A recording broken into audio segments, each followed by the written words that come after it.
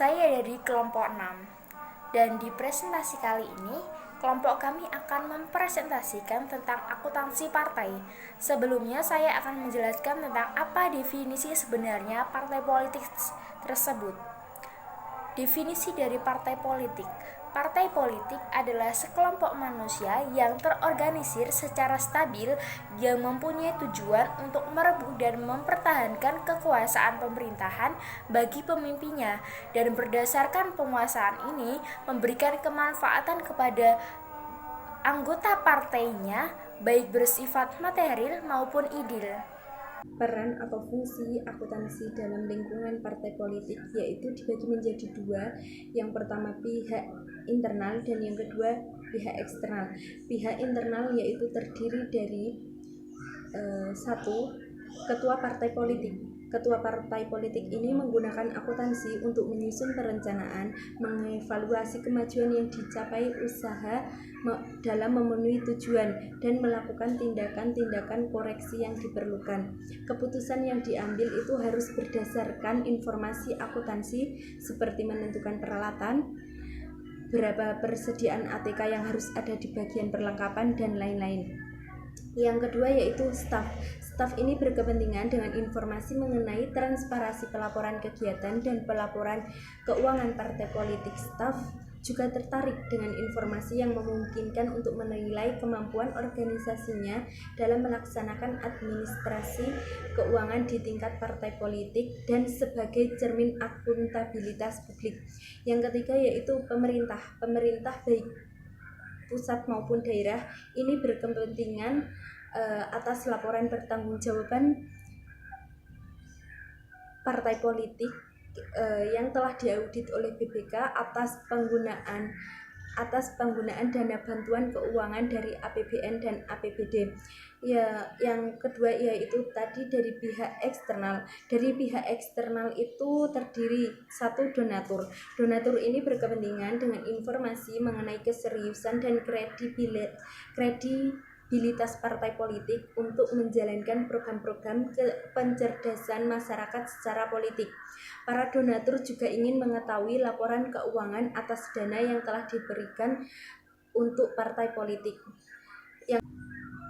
Yang kedua, supplier atau pemasok tertarik dengan informasi akuntansi yang memungkinkan untuk memutuskan apakah jumlah yang terhutang akan dapat dibayar oleh partai politik pada saat jatuh tempo.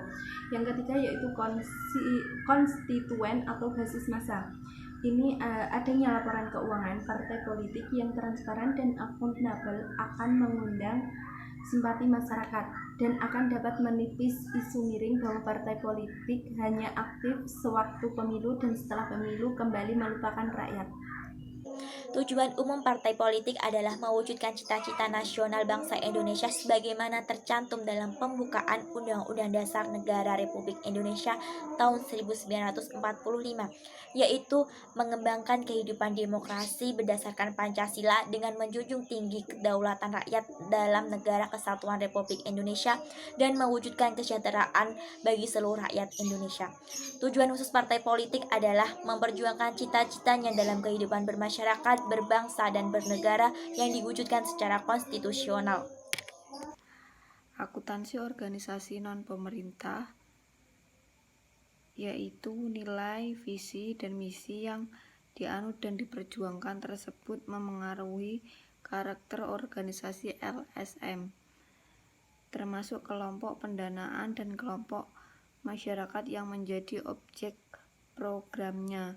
Jadi, akuntabilitas terkait dengan tindakan atau perilaku yang didasarkan pada standar etik kinerja yang optimal dan penghargaan terhadap prinsip-prinsip demokrasi, HAM, dan hak asasi perempuan.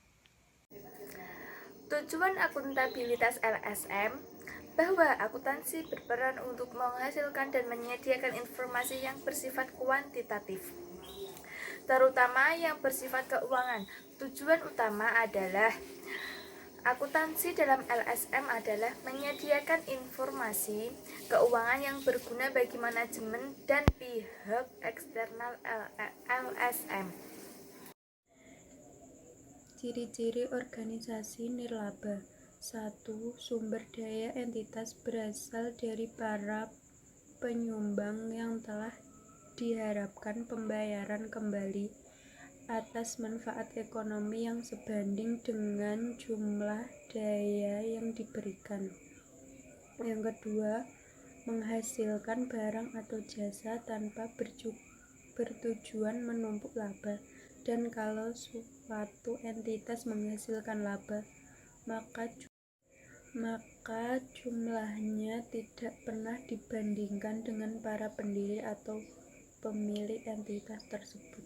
Pencatatan akuntansi pada organisasi nirlaba. Pada dasarnya, praktik akuntansi untuk organisasi nirlaba tidak jauh berbeda dengan organisasi bisnis. Hal ini terlihat jelas bahwa aturan akuntansi organisasi nirlaba diatur sebagai bagian dari PSAK nomor 45 pelaporan keuangan organisasi nirlaba. Jadi, lebih tepatnya yang diatur adalah pelaporannya, teknis akuntansinya diatur secara mandiri, diserahkan kepada entitas masing-masing. Dengan bentuk pelaporan yang sudah diatur dalam PSAK 45, secara tidak langsung pencatatan transaksi akan dibuat oleh entitas mengikuti format laporan yang telah tiada. Sekian presentasi dari kelompok kami. Kurang lebihnya kami minta maaf. Wassalamualaikum warahmatullahi wabarakatuh.